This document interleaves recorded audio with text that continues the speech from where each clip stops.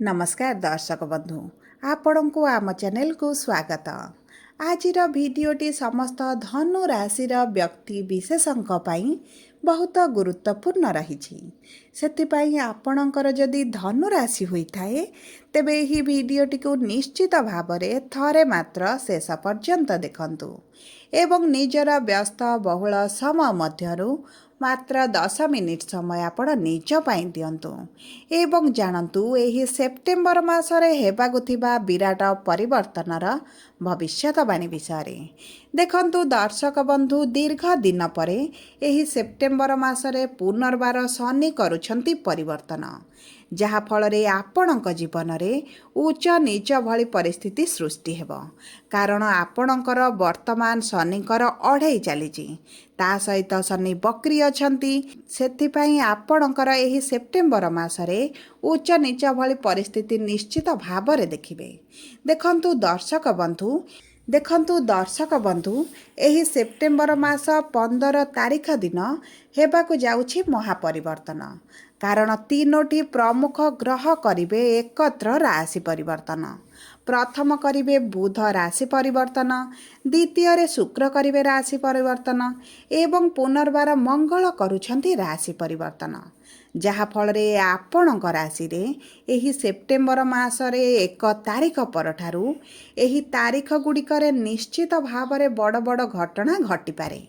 सेतिपाई आपण आम सह भिडियोर शेष पर्यंत जोड़ी होई रुहंतु एवं जानतु एही तारिख गुड़िकरे आपणक जीवन रे शुभ परिवर्तन हेब ना अशुभ परिवर्तन हेब ता सहित जानतु आपणकर केउ क्षेत्रटी प्रभावित हेब। आपणकर स्वास्थ्य ना शिक्षा ना प्रेम संपर्क ना वैवाहिक जीवन ना पारिवारिक संपर्क ना आपणक क्यारियर एवं व्यापार वाणिज्य सेतिपाई आपण भिडियोटी को शेष पर्यंत देखंतु एवं जानतु केउ क्षेत्र गुड़िकरे आपणको सतर्क रहिबाकु पड़िबो। ता सहित भिडियोर शेष भागरे आपणकर अशुभत्व को दूर करिबा पई किछिटा सहज प्रतिकार मध्य दिया जिवो जहा आपण करिबा द्वारा आपणकर अशुभत्व किछि मात्रा रे दूर होई जिवो। चलंतु एबे विलंब न करी कार्यक्रमटी को आगको बढ़ाइबा किंतु भिडियोटी आरंभ करिबा पूर्वरु जदि आपणकर भी धनु राशि होइथाए एवं आपण भी ईश्वर को आंतरिक भक्ति एवं विश्वास करंती तेबे भिडियोटी को लाइक करंतु कमेंट बॉक्स रे जय जगन्नाथ जय माँ लक्ष्मी अवश्य लिखि दियंतु। ता सहित आपणक मन रे जहाँ भी प्रश्न रही जहाँ भी द्वंद्व रही आपण कमेंट बॉक्स रे लिखि जणातु आमे आपणक प्रश्नर उत्तर देबा पई यथा संभव प्रयास करिबु। देखंतु विलंब हेले मध्य आपणक प्रश्नर आमे निश्चित उत्तर देबु। ता सहित दर्शक बंधु आम सह जोगाजोग करिबा पई वीडियोर मध्य भागरे एक व्हाट्सएप नंबर टिए दिया जाइछि जो नंबर साहाय्य आपण आम सह जोगाजोग करी निजर नूतन कुंडली प्रस्तुत करि परिबे कुंडली विश्लेषण कराई परिबे किंबा आपणकर चाकरी विवाह व्यवसाय प्रेम संपर्क स्वास्थ्य को नहीं किछि समस्या रहिछि ताहार सहजरे समाधान करि परिबे। सेथिपाई आपण आम सह जोड़ी होई रुहंतु एवं व्हाट्सएप नंबर माध्यम रे आम सह जोगाजोग करंतु। एबे चलंतु कार्यक्रमटी को आगको बढ़ाइबा एवं जानिबा आपणक धनु राशि रे एही सेप्टेम्बर मासरे कि भली प्रभाव पड़िबा पई जाउछि किंतु ता पूर्वरु जानिबा सेप्टेम्बर मास प्रारंभरु आपणक राशि रे नवग्रहकर स्थितिटी कि भली रहइबा।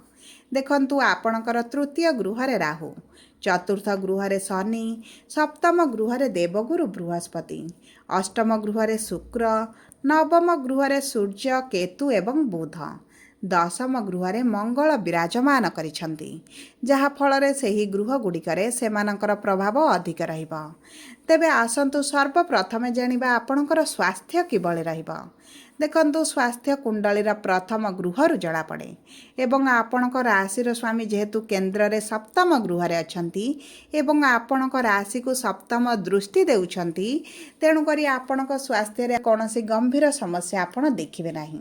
जदि भी आपणक स्वास्थ्य रे कोनोसी गंभीर समस्या चली थिला ताहा मध्य दूर होई जिवो किंतु शनिकर जेहेतु अढ़ाई आपणक ऊपर चली आपण मानसिक स्तर रे टिके चिंतित भाराक्रांत रही पारंती किंबा आपणक मन रे असंतोष रही पारे जो कारणरू आपण मानसिक स्तर रे अशांति अनुभव करिवे ଏବଂ ଏହା ଆପଣଙ୍କର BP, diabetes, cholesterol, blood related ସମସ୍ୟାକୁ ବୃଦ୍ଧି କରିପାରେ। ସେଥିପ୍ରତି ଆପଣଙ୍କୁ ବିଶେଷ ଭାବରେ ସଚେତନ ରହିବାକୁ ପଡ଼ିବ। କିନ୍ତୁ ଦେଖନ୍ତୁ, ଶନି ଯେହେତୁ ଆପଣଙ୍କ କେନ୍ଦ୍ରରେ ଅଛନ୍ତି, ଆପଣଙ୍କ ସ୍ୱାସ୍ଥ୍ୟକୁ ଏତେଟା ପ୍ରଭାବିତ କରିବେ ନାହିଁ।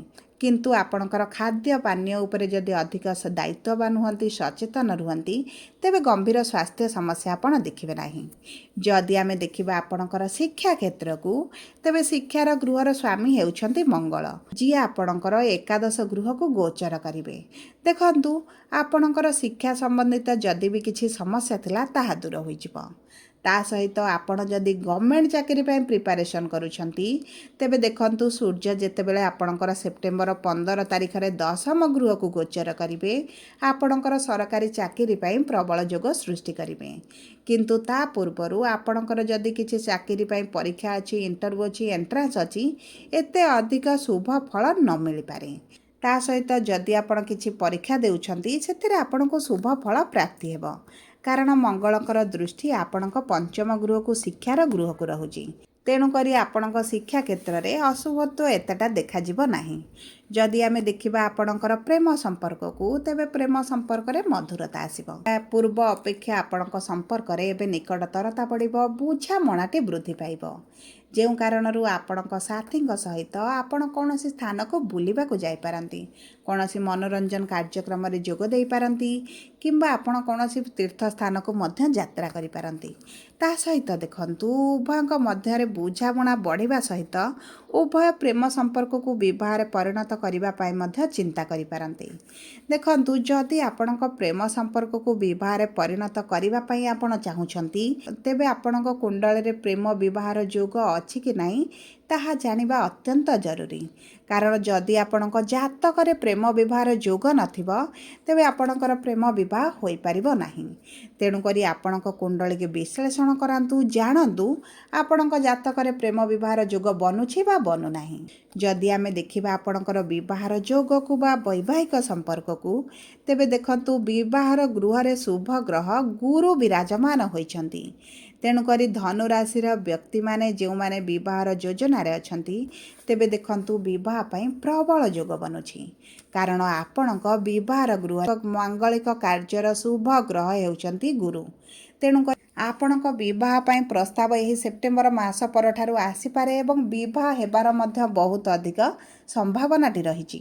ଯଦି ଆପଣଙ୍କର ଧନୁରାଶି, କିନ୍ତୁ ବିବାହରେ ଆପଣ ବିଳମ୍ବ ଦେଖୁଛନ୍ତି, ଅର୍ଚନ ଦେଖୁଛନ୍ତି, ବିବାହ ପ୍ରସ୍ତାବ ଆସି ମଧ୍ୟ ହୋଇପାରୁନି, ବହୁତ ଗୁଡ଼ିଏ ପ୍ରସ୍ତାବ ପରେ ମଧ୍ୟ ଆପଣଙ୍କ ମନପସନ୍ଦର ପ୍ରସ୍ତାବ ଆପଣଙ୍କୁ ମିଳୁନି, କିମ୍ବା ବିବାହ ପ୍ରସ୍ତାବ ଆସିବେ କହି ଆସୁନାହାନ୍ତି, ତେବେ ମନେ ରଖନ୍ତୁ ଆପଣଙ୍କ କୁଣ୍ଡଳୀରେ ଗୁରୁ ପୀଡ଼ିତ ଅଛନ୍ତି, କିମ୍ବା ଆପଣଙ୍କ କୁଣ୍ଡଳୀରେ କିଛି ଦୋଷ ରହିଛି, ଯେଉଁ କାରଣରୁ ଆପଣଙ୍କ ବିବାହରେ ଏହିଭଳି ଛୋଟ ଛୋଟ ବାଧା, ବିଘ୍ନ, ସମସ୍ୟା ଦେଖାଯାଉଛି।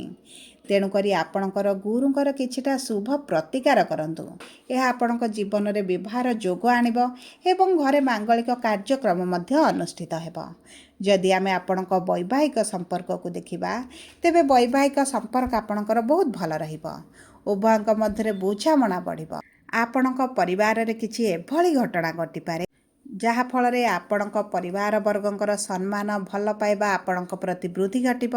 ବିଶେଷ ଭାବରେ ଆପଣଙ୍କ ସାଥୀଙ୍କର ଆପଣଙ୍କ ପ୍ରତି ବୃଦ୍ଧି ଘଟିବ। ଆପଣଙ୍କୁ ଅଧିକ ବୁଝିବା ଆରମ୍ଭ କରିବେ। ଆପଣଙ୍କ ପ୍ରତି ଭଲ ପାଇବା, ପ୍ରେମର ମଧ୍ୟ ବୃଦ୍ଧି ଘଟିବ। ଉଭୟ କୌଣସି ସ୍ଥାନକୁ ଆପଣ ବୁଲିବାକୁ ଯାଇପାରନ୍ତି, କୌଣସି ଧାର୍ମିକ ସ୍ଥାନକୁ ଆପଣ ଯାତ୍ରା କରିପାରନ୍ତି ଏବଂ ଏହା ଆପଣଙ୍କ ସମ୍ପର୍କ ପାଇଁ ବହୁତ ଅଧିକ ମଙ୍ଗଳଦାୟକ ରହିବ। ଯଦି ଆମେ ଦେଖିବା ଆପଣଙ୍କର କର୍ମକ୍ଷେତ୍ରକୁ, ତେବେ ଦେଖନ୍ତୁ, କର୍ମର ଗୃହରେ ମଙ୍ଗଳ ବିରାଜମାନ କରିଛନ୍ତି, କିନ୍ତୁ ଆପଣଙ୍କର ଏକାଦଶ ଗୃହକୁ ମଙ୍ଗଳ ଗୋଚର କରିବେ। ସୂର୍ଯ୍ୟ ଆପଣଙ୍କର 10ମ ଗୃହକୁ ଆସିବେ। ଦେଖନ୍ତୁ, ଆପଣଙ୍କର ଯଦି ଧନୁରାଶି ଏବଂ ଆପଣ କର୍ମକ୍ଷେତ୍ରରେ ସନ୍ଧାନରେ ଅଛନ୍ତି, କାର୍ଯ୍ୟର ସନ୍ଧାନରେ ଅଛନ୍ତି, ତେବେ ଦେଖନ୍ତୁ, ଆପଣଙ୍କୁ କାର୍ଯ୍ୟ ମିଳିବାର ବହୁତ ଅଧିକ ସମ୍ଭାବନା ବଢ଼ିଯାଉଛି। ଏହି ସମୟ ମଧ୍ୟରେ ଆପଣଙ୍କ ମନପସନ୍ଦର ଚାକିରି ଆପଣଙ୍କୁ ପ୍ରାପ୍ତି ହେବ। ତା ସହିତ ଯଦି ଆପଣ କର୍ମକ୍ଷେତ୍ରରେ ପୂର୍ବରୁ ଅଛନ୍ତି, ତେବେ ଆପଣଙ୍କର ମାନ ସମ୍ମାନରେ ବୃଦ୍ଧି ଘଟିବ। ଆପଣଙ୍କର କାର୍ଯ୍ୟ କରିବାର ଶୈଳୀକୁ ପ୍ରଶଂସିତ କରାଯିବ, ଆପଣଙ୍କ କାର୍ଯ୍ୟକୁ ପ୍ରଶଂସିତ କରାଯିବ।